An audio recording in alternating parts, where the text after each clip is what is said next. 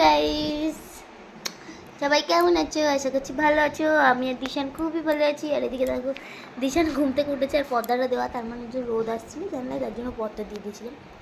এখন যেহেতু 8:30 বাজে, আমাদের এই পিছনের জানলাটা দিয়ে 8:30টার সময় রোদ চলে আসে। তো যাই হোক, তারাও পর্দাটা খুলে নিই, তারপর তোমার সাথে কথা বলছি।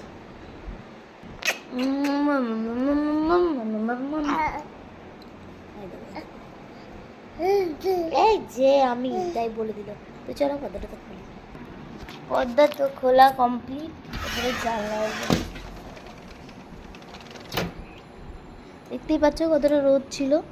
তো খোলার সঙ্গে সঙ্গে পরিষ্কার হয়ে গেছে।